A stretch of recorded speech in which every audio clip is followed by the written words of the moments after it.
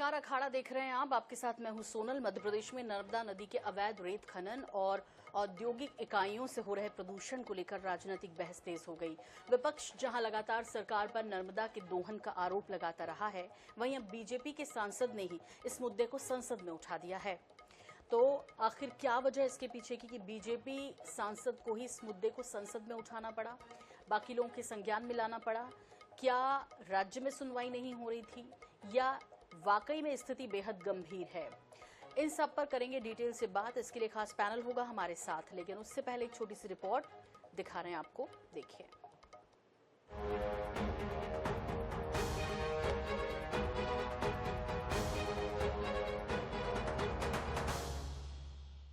नर्मदा में अवैध खनन पर फिर राजनीति गरमाई। इस बार संसद में बीजेपी सांसद ने चिंता जताई। इधर मध्य प्रदेश में कांग्रेस को भी मिला मुद्दा। पूछा सवाल, किसके संरक्षण में रेत माफिया? होशंगाबाद से बीजेपी सांसद दर्शन सिंह चौधरी ने लोकसभा में शून्यकाल के दौरान नर्मदा नदी का मुद्दा उठाया। दर्शन सिंह ने सवाल से पहले नर्मदा मैया का जयकारा लगाया और कहा, जीवनदायिनी मां नर्मदा के संरक्षण की आज अति आवश्यकता है। नर्मदा नदी न केवल मध्य प्रदेश बल्कि गुजरात की जीवन रेखा है। नर्मदा मैया की जय। जीवन दायिनी मां नर्मदा के संरक्षण की अति आवश्यकता है। मां नर्मदा नदी मध्य प्रदेश सहित गुजरात की जीवन रेखा है। केवल धार्मिक व आर्थिक दृष्टि से भी मां नर्मदा का संरक्षण अति आवश्यक है, बल्कि इसलिए भी जरूरी है क्योंकि देश की अधिकतम नदियां फ्रेश वाटर बॉडीज, औद्योगिक प्रदूषण, अति उपभोग व संरक्षण के अभाव में ह्यूमन कंजम्पशन के लिए अनफिट होती जा रही हैं। सकल सिद्धि सुख संपत्ति राशि एकमात्र नदी है जिसकी परिक्रमा होती है और जो नर के मद को हर रही है। इसे मां नर्मदा लोक और नर्मदा पथ की स्थापना करते हुए दर्शन सिंह चौधरी ने सरकार से मांग की है, नर्मदा नदी में गिरने वाले औद्योगिक कचरे की जांच की जाए, सीवेज ट्रीटमेंट प्लांट की प्रभावशीलता की समीक्षा की जाए, अवैध रेत खनन को रोकने के लिए सख्त कानून लागू किए जाए, नर्मदा जल को पीने योग्य बनाए रखने के लिए प्राइवेट उद्योगों की जवाबदेही तय हो, साबरमती रिवरफ्रंट की तर्ज पर नर्मदा का विकास। इधर बीजेपी सांसद की इन मांगों पर कांग्रेस कह रही है कि सरकार बीजेपी की है तो कार्रवाई क्यों नहीं करते। रिवर फ्रंट बनाने से क्या अवैध उत्खनन रुक जाएगा? उन्हीं के नेता, उन्हीं की पार्टी के नेता तो जो है अवैध उत्खनन में लगे हुए हैं और चोरी कर रहे हैं। उनके नाम लेके क्यों नहीं बात करते वो, और उस पर रोक लगाने की मांग करें। पूरी नर्मदा मैया को खोखला कर दिया भारतीय जनता पार्टी के नेताओं ने और उनकी जो है सरकार ने 20 साल में। तो बचा क्या है उसको? केवल जो है बयान देने से, भाषण देने से कोई काम बनने वाला नहीं है। नाम लें, बताएं लोगों को। नेता प्रतिपक्ष उमंग सिंघार ने भी इसको लेकर सवाल उठाए हैं। ऐसा लगता है कि जैसे कांग्रेस को मुद्दा मिल गया हो, लेकिन यहाँ सवाल राजनीति का नहीं है बल्कि उस नदी के अस्तित्व का है जिसके बारे में गोस्वामी तुलसीदास ने लिखा है, शिवप्रिय मैकल सैल सुतासी, सकल सिद्धि सुख संपत्ति राशि। Bureau report, INS 24/7 Bhopal. तो इस विषय पर कौन कौन है हमारे साथ आज पैनल में अखाड़ा के, आपको इंट्रोड्यूस करा रहे हैं। हमारे साथ हैं बीजेपी प्रवक्ता योगेश गुप्ता जी, हमारे साथ हैं डॉक्टर राम पांडे, प्रवक्ता कांग्रेस, हमारे साथ हैं राजनीतिक विश्लेषक डॉक्टर RK शुक्ला जी। बहुत स्वागत है आप तीनों का। और सबसे पहले योगेश गुप्ता जी, आप ही से सवाल है। भाई, आपके सांसद हैं वहाँ और उन्हें ये मुद्दा लोकसभा में उठाना पड़ रहा है, ये विषय वो लोकसभा में उठा रहे हैं। आखिर क्या वजह है कि क्या यहाँ राज्य में सुनवाई नहीं हुई? क्या प्रशासन उनकी नहीं सुन रहा है? नहीं सोनल जी, ऐसा नहीं। देखिए, मां नर्मदा के संरक्षण को लेकर एक जन कल्याणकारी के अंतर्गत अन्य सांसद महोदय ने पूरे भारत में नर्मदा नदी जहां जहां से गुजरती है उस विषय को लेकर अपनी बात रखी और बात पूरी सार्थकता के साथ निष्पक्ष रूप से रखी है। और केंद्र सरकार ने 2020 में कुछ नियम भी बनाए थे। उन्हीं के अंतर्गत पर्यावरणीय परिस्थितियों के मद्देनजर 87 से ज्यादा रेत खदानों की स्वीकृति को रोका भी गया था। तो केंद्र की अनुशंसा के आधार पर मध्य प्रदेश सरकार काम भी करती है और मध्य प्रदेश सरकार की खुद की भी रेत खनन नीति बहुत सुचारू रूप से अंजाम दी गई है डॉक्टर मोहन यादव की सरकार के अंतर्गत। और जैसा कि कांग्रेस की कमलनाथ जी की सरकार में इन्हीं के नेता प्रतिपक्ष उमंग सिंगार आरोप लगाया करते थे दिग्विजय सिंह जी को लेकर, और गोविंद सिंह जी आरोप लगाया करते थे कि रेत खनन और रेत माफियाओं का बोलबाला है मध्य प्रदेश में। तो 18 महीने में मां नर्मदा की गोद से जो खनन हुआ है अवैध रूप से, निश्चित रूप से उसके मद्देनजर भारतीय जनता पार्टी शासित सरकारों ने सख्त से सख्त नियम भी बनाए और कदम भी उठाए। बाकायदा बैरिकेडिंग की व्यवस्था की गई है, चौकियों पर खनन इंस्पेक्टरों को नियुक्त किया गया है और एक तय सीमा से अधिक माल ढुलाई पर भारी जुर्माना और दंडित का प्रावधान भी रखा है।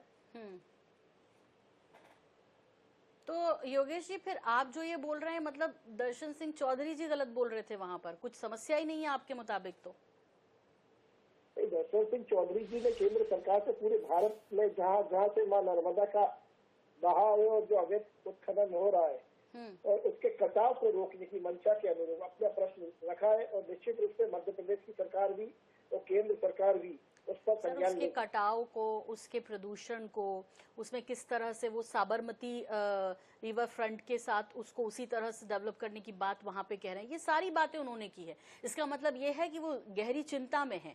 इसका मतलब यदि आप कह रहे हैं जिस तरह से कि नहीं सब बढ़िया चल रहा है, रोक दिया गया, आपने सारा दोष जो है वो 18 महीने की सरकार पर मढ़ने की जो कोशिश की है, लेकिन क्या ये सवाल नहीं पूछा जाना चाहिए कि 2003 के बाद से तो आप ही हैं, फिर भी मां नर्मदा के में हो रहे अवैध उत्खनन को लेकर न जाने कितनी बार इस तरह की डिबेट हुई है, कितनी बार इस तरह के मुद्दे उछले हैं और बातचीत हुई है, लेकिन वो कभी उस तरह से पहुंची नहीं वहां तक, या ये विषय खत्म ही हो जाए, मां स्वच्छ हो जाए, क्योंकि जीवनदायिनी है, आर्थिक रूप से वो मध्य प्रदेश को सुदृढ़ करती है, एकमात्र ऐसी नदी है जिसके परिक्रमा किए जा सकते हैं। एक बार ये गंगा मैया में तो नहाने के बाद जो है कहते हैं कि आपको मोक्ष मिलता है, लेकिन नर्मदा जी के दर्शन मात्र से आपको मोक्ष की प्राप्ति हो जाती है। ऐसे में उसके संरक्षण की चिंता कर रहे हैं दर्शन सिंह चौधरी जी, वहां से वो नर्मदापुरम से सांसद भी हैं, तो क्या वो जायज नहीं है?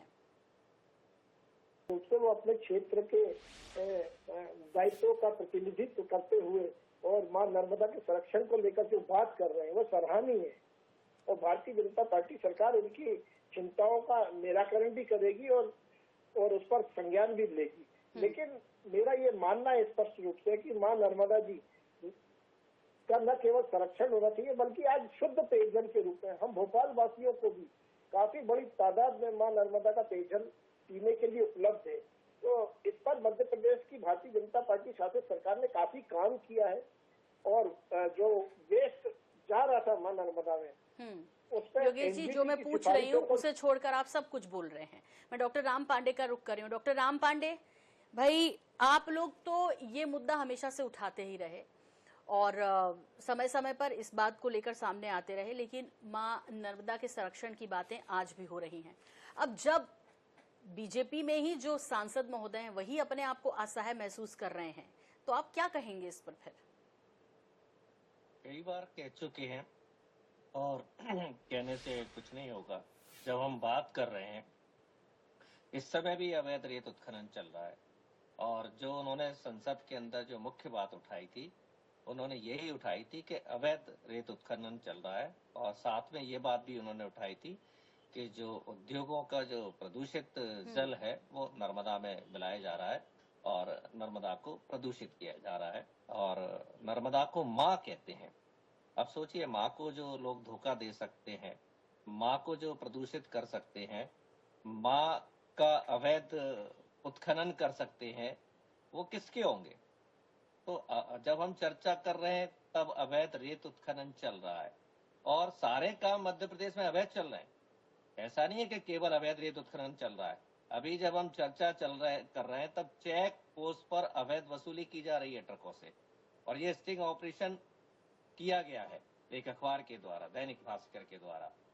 तो अवैध शराब का हम देखते ही है कि आए दिन अवैध शराब बिक रही है, मिलावट का हम देखते ही है, क्योंकि सरकार ही अवैध बनी हुई है। सरकारी खरीद फरोख्त के बनी हुई है, सरकारी नंबर 2 से बनी हुई है। तो जब सरकार अवैध है, सरकार में बैठे लोग अवैध हैं, तो काम तो सारा अवैध ही होगा और उसका परिणाम हम भुगत रहे हैं। प्रदूषित पानी, प्रदूषित हवा, बेरोजगारी, महंगाई। नर्मदा की हम बात करें, उन्होंने एक बात भी और कही थी कि नर्मदा माँ की परिक्रमा दी जाती है। भारतीय जनता पार्टी के किसी नेता ने परिक्रमा नहीं दी है। कांग्रेस के नेता नर्मदा की पूरी परिक्रमा कर चुके हैं। और नर्मदा के बारे में एक बात और कि भारतीय जनता पार्टी की जो सरकार थी, 5 करोड़ पौधे लगाने की इन्होंने बात कही थी। पैसा भी आवंटित कर दिया था, पूरा पैसा खा गए। 5 करोड़ का मतलब हो गया मध्य प्रदेश की आधी से ज्यादा आबादी का। शिवराज सिंह चौहान, अब तो मोहन यादव जी है, इन्होंने कहा था नर्मदा कॉरिडोर बनेगा और अमरकंटक से शुरू होगा। 100 करोड़ रुपए सैंक्शन भी कर दिए हैं, 100 पैसे का भी काम शुरू नहीं हुआ है। तो भारतीय जनता पार्टी माँ को भी धोखा दे देती है, गौ माता को धोखा दे देती है। मतलब माँ कहेगी लेकिन माँ को धोखा देगी।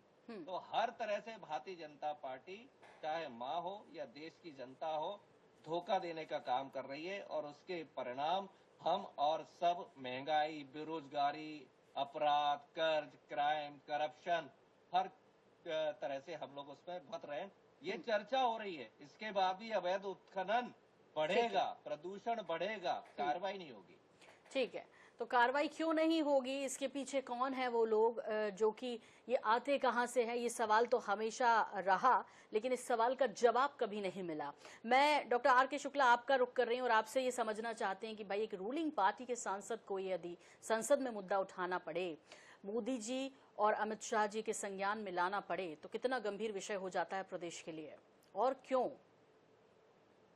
निश्चित रूप से सर, पहले तो होशंगाबाद के जो सांसद हैं भारतीय जनता पार्टी के हैं, दर्शन संजय चौधरी, साधुवाद बधाई के पात्र हैं। कम से कम उन्होंने सही चीज स्वीकार तो करी कि हाँ साहब, है ना, हमारे नर्मदा मैया में अवैध रेत खनन हो रहा है।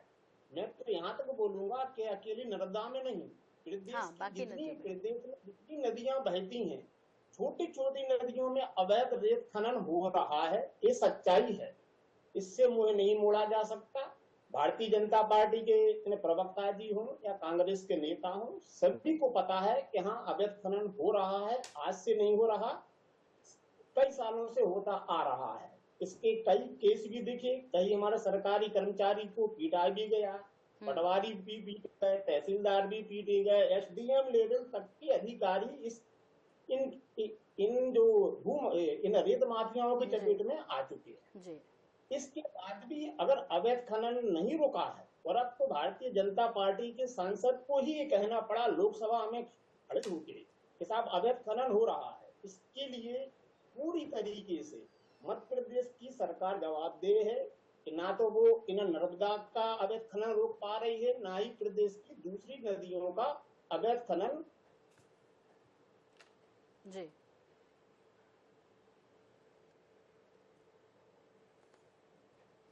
जी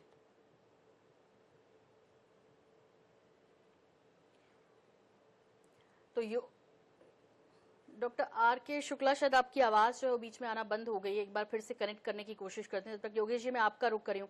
योगेश जी, कौन है इसके पीछे? देखिए, हमेशा जब भी खनन माफिया की बात होती है, तो जब 15 महीने की कांग्रेस की सरकार आई थी, उन्होंने कहा था कि भाई इतना ये अवैध रूप से जो खनन होता है हम इससे रोकेंगे, और इसके लिए कार्रवाइयां करना उन्होंने शुरू किया था। लेकिन जब भी प्रशासन जाता है तो उसको उल्टे पांव लौट कर आना पड़ता है, या तो उसके ऊपर हमले होते हैं या कईयों की तो जान भी चली गई है।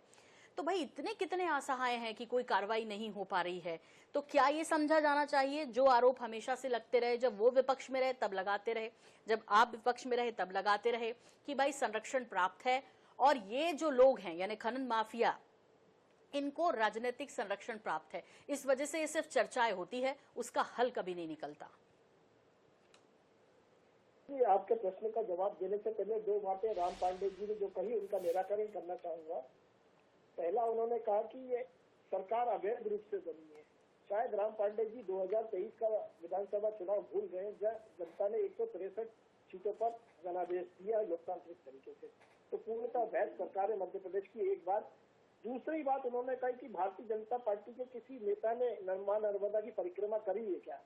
तो बतौर आपके माध्यम से उनको जानकारी दे दूं कि स्वर्गीय अनिल माधव दवे और माननीय कैबिनेट मिनिस्टर प्रहलाद पटेल जी दो बार मां नर्मदा की परिक्रमा पूर्ण कर चुके हैं। जानकारी के अभाव में मेरे मित्र बैठे हैं। एक बात, दूसरी बात, देखिए मध्य प्रदेश सरकार ने ड्यूरिंग दी मानसून सत्र 30 जून 2024 से और अक्टूबर 2024 तक रेत खनन पर पूरी तरह से पाबंदी लगाई है।